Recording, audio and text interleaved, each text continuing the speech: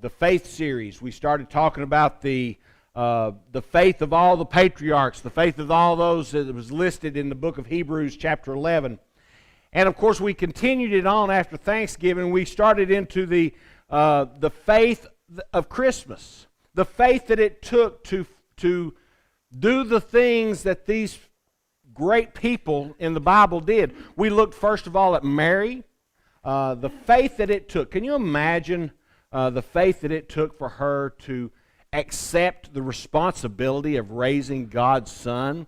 And not only that, but seeing the suffering. They played Mary Did You Know earlier, and to see the faith that it took for her to watch him grow up, watch him die on the cross, watch him raise from the dead, watch him go through all of his ministry, ascend into heaven.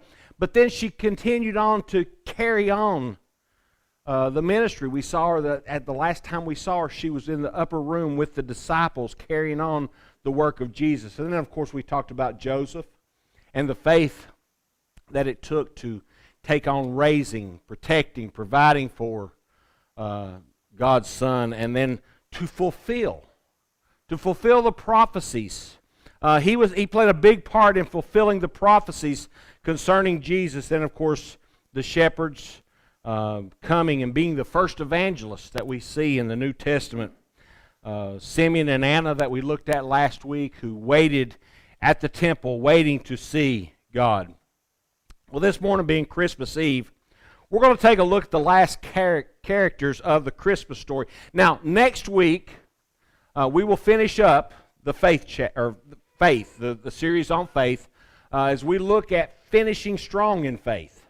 As we finish out the year, we're going to finish out strong in faith. But today, we're going to look at the wise men. We're going to look at the faith that it took for these wise men to come and to find Jesus. And you know, that's something that we all have to have. That's something that we're going to see in them an example of what we are required to do. We have to make a journey in faith. We have to come to Jesus. We have to come to where He is. He is here, and He's already come to us, but we have to take that last step and say, Jesus, here I am. But we're going to see that today. Matthew chapter 2 is where we find the wise men. It's where we find the story of the wise men, and we now there's a lot of confusion. A lot of people are not familiar or don't.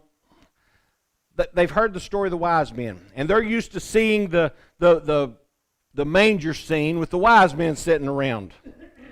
And, we sung the song a couple weeks ago. Probably one of the least biblical songs there is We Three Kings of Orient Are. There's so many things wrong with that. And we're going to see as we go through this today. There's nothing that says they're from the Orient. Matter of fact, they're probably not. There's probably not three kings. There's probably a whole bunch of them, a whole caravan of magi or wise men who came. But it starts out in chapter 2, verse 1. It says, Now after Jesus was born in Bethlehem of Judea in the days of Herod the king, behold, wise men from the east came to Jerusalem, saying, Where is he who has been born King of the Jews? For we have seen his star in the east and have come to worship Him. As we look at this morning, the first thing we see is they had to seek Him. They sought Him out in faith. They came from afar. Now, like I said, we sing about the three kings of Orient are. We see because it says they came from the east, that a lot of people think that they came from China. Now, I will give them this in credit for believing that. China is, believe it or not, is known as one of the ancient world. They are known for their inventions. Y'all know the toothbrush came from China? Tea came from China. A lot of things came from China, so it's very, very understandable to think that they had astrology there. But here's the thing: astrology was strong all over the world at that time. Matter of fact, we have telescopes today. We have computer programs, and they can tell you the pattern of the stars and all that stuff. But guess what? 2,000 years ago, they probably knew as much about the stars as we do now, or at least the patterns of them. They may not have known what created them. They may not have known about the ball of gas, and they may not have been able to see them in the ways that we can today with the fancy telescopes and all that stuff. But let me tell you something. They were not surprised. I remember the first time I remember Halley's Comet. I remember them talking about Halley's Comet. And I remember them saying that this year, I don't remember what year it was, but I remember them telling us that this year, this thing only comes around like every 120 years or whatever it was, and it's going to be here this year at this time. They didn't just come up with that. They knew the patterns of the comets. They knew the patterns of the stars. They knew the way the constellations moved, and they knew all this stuff many, many years ago. As a matter of fact, all of mythology from the Greeks and the Romans was based on the constellations, but it was based on the studies of the constellations that they did. And they knew all this stuff, so when they saw a new anomaly in the sky, they knew something was special. Now, these men probably came from Yemen or Saudi Arabia. Is probably where they were from.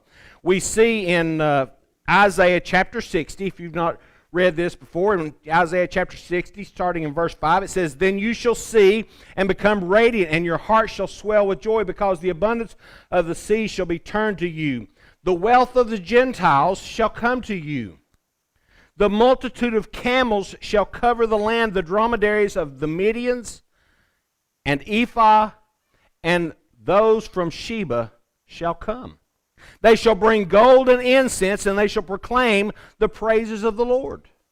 Now, it's believed that they were talking here, or Isaiah was talking here about the wise men who were going to come and bring the gifts to Jesus at his birth. They were going to praise the Lord. They were going to proclaim him. It says they brought him gold and incense. Now, it didn't talk about the myrrh that they were going to bring him, but the gold and the frankincense that they brought him. We'll talk a little bit more about those gifts later.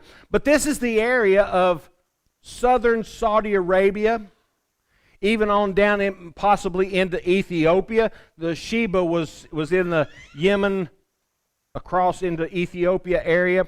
Don't know exactly where it was, but we see this as this is east of Israel, southeast.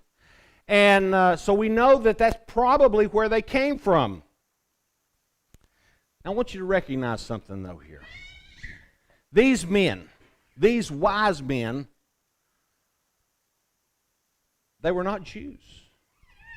They were not Jewish, and therefore they were from an area that had a different religion.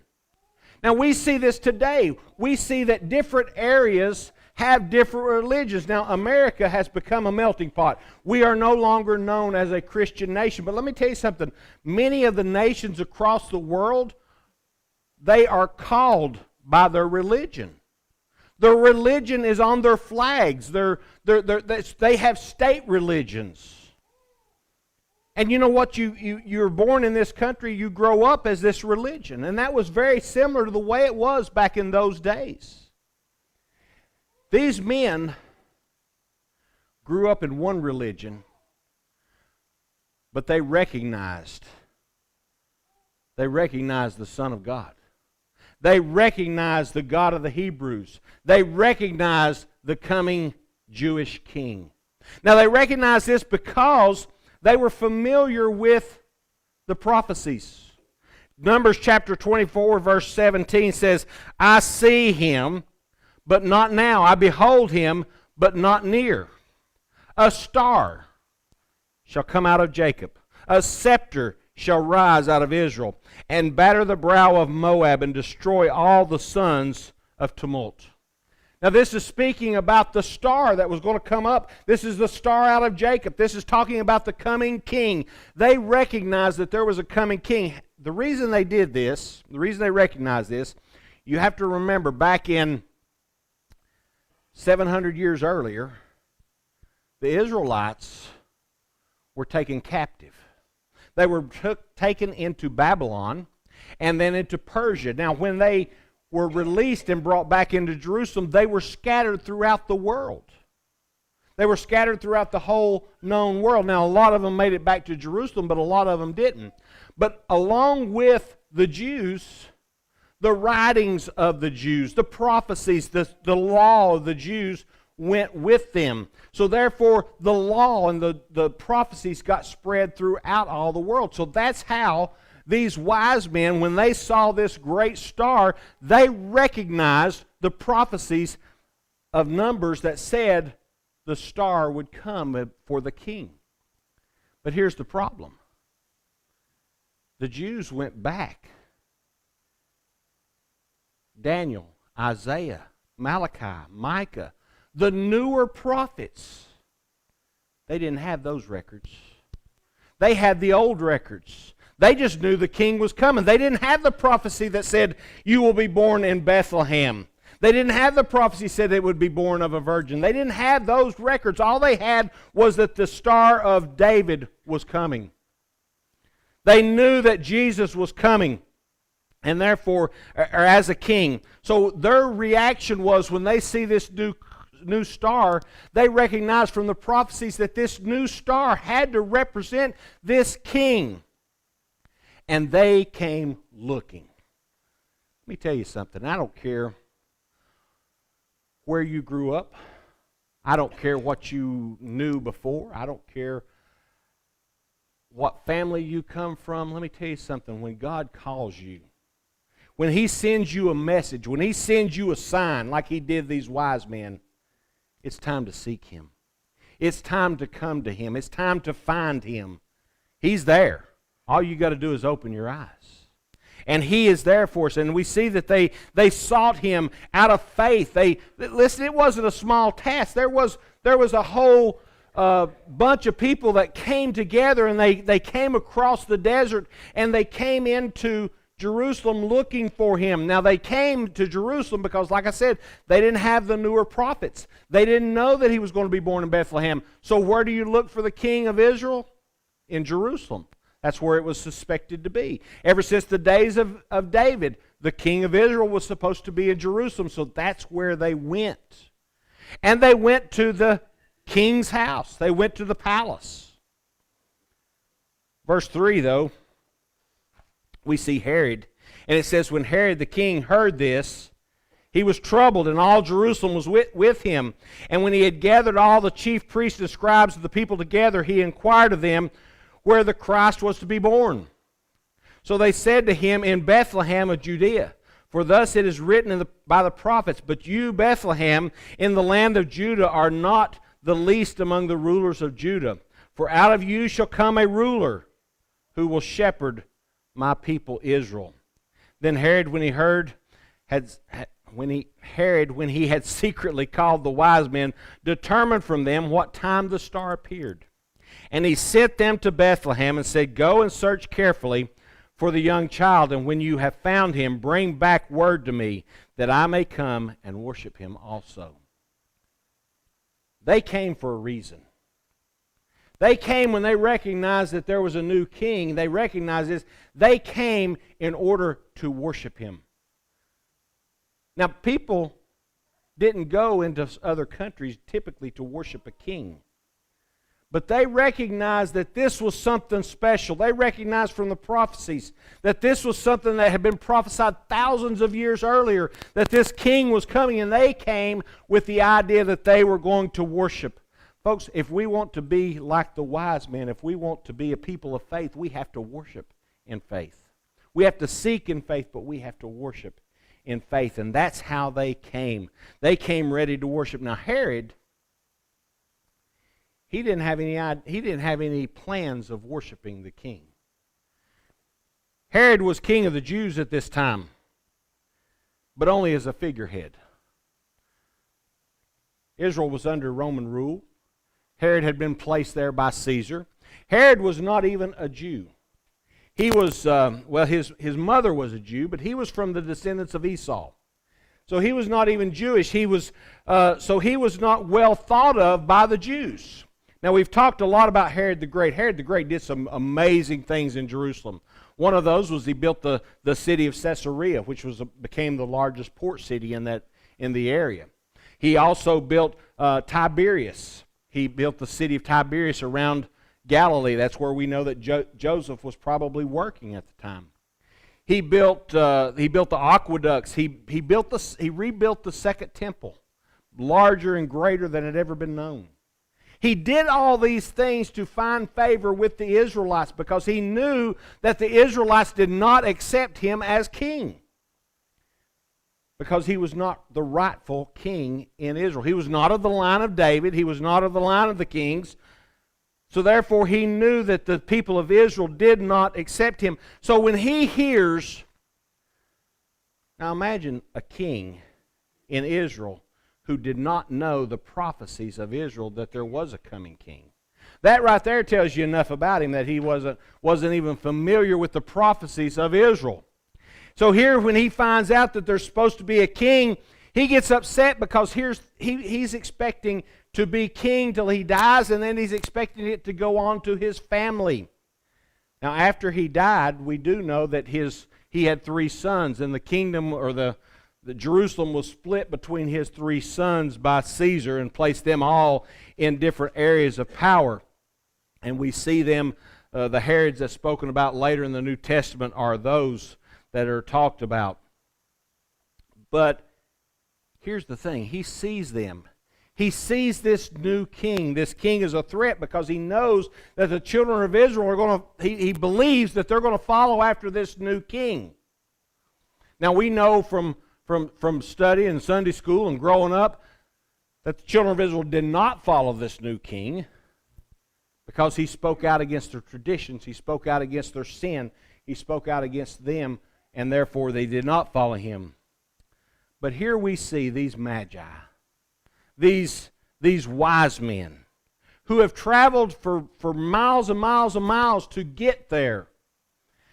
Now, we don't know how long they had traveled. It would probably be about, by caravan, probably somewhere in a couple of months that it would take them to get there. So we don't know how long it took them to gather up, but we do know that it was probably somewhere around 2 years from his time of his birth to the time that the wise men got there.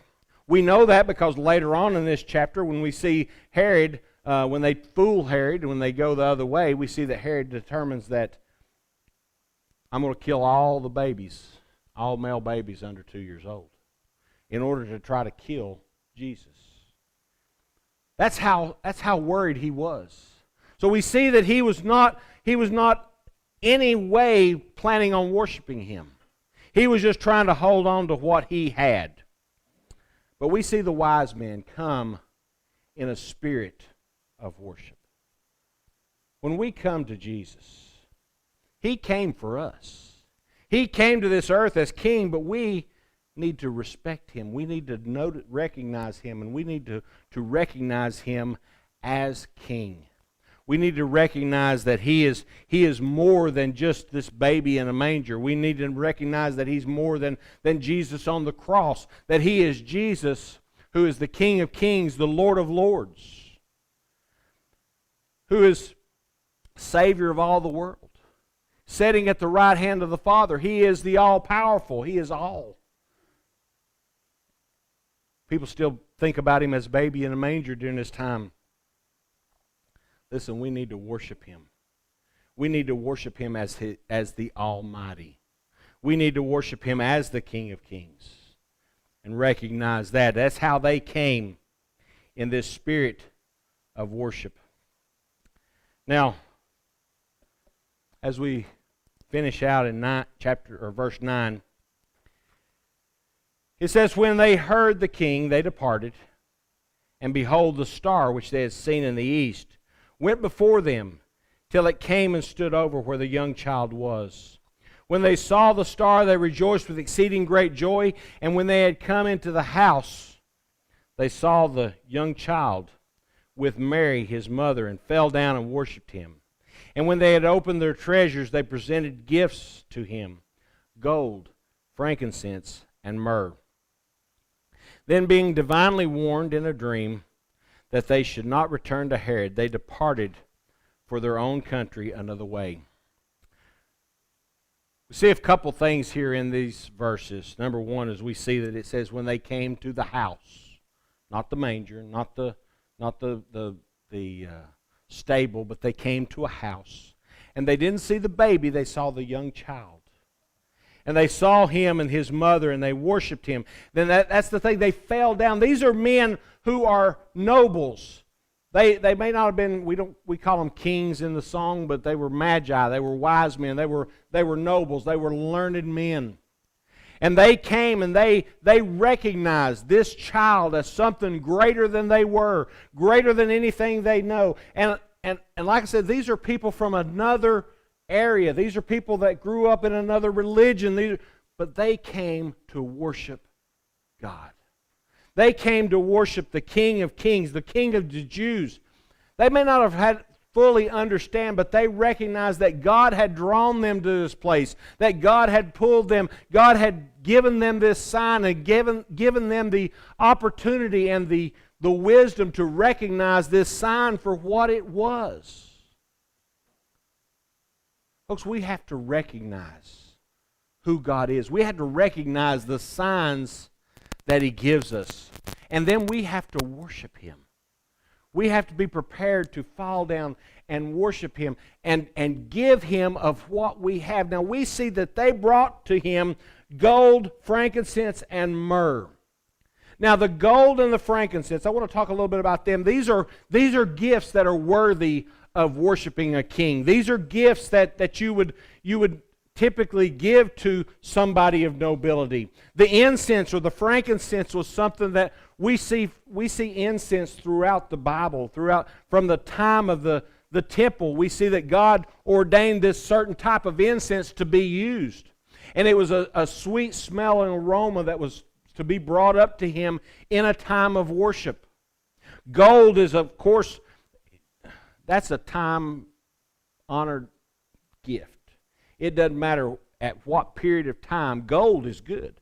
Anytime anybody wants to give me something, gold is always good. It's always welcome. It's welcome among anybody. It always has been. And it was something that was worthy of a king. So we see these two gifts, and these are gifts that are given in a means of worship. But myrrh, that's a little different. Myrrh is for embalming. Myrrh is to prepare the dead. It's a sign of suffering. To give this to a baby was not something that is typical. You wouldn't give a baby this gift. But they brought it because God had given them the wisdom and recognition of what Jesus was and what His purpose was. It was already known from the beginning of time. That's why we know that Mary knew, Joseph knew that Jesus was going to suffer, that He was going to die on the cross, that He was going to pay for our sins. And we see this from the beginning of His life. Now, they came, they worshiped Him, they praised Him. But then God gave them a sign. God divinely warned them in a dream. Now, they have been told by Herod. Now, when you find this baby that God guided them to, God showed them what house they were to be in, where to find him, and when they found him, the king has told them, come back and let me know. Now they knew that if they went a different way, that they could be in trouble by the king. That the king could hunt them down. They could be considered conspirators.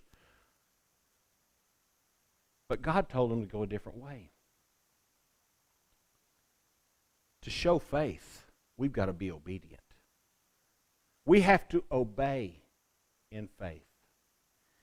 Because God is our ultimate authority. There There may be times that God sends us to do something. God asks us to do something that may not make sense to us. That may not be popular. But we have to be obedient to God. We see a lot of things that these wise men represent. Now, we don't see a lot about this, but I believe, this is me personally, I believe that the wise men will be in heaven. They came from a different religion. They came from a different area. They were Gentiles from the beginning. But listen, it doesn't matter where you come from.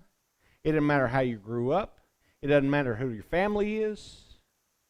What matters is, did you come to Jesus? Did you come to Jesus? From wherever you started, did you come to Jesus? We looked at that this morning to show the same faith that these wise men did. We have to seek out His will. Follow Him.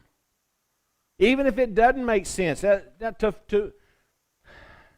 We know that people guided by the stars, especially those in the maritime, they followed the stars.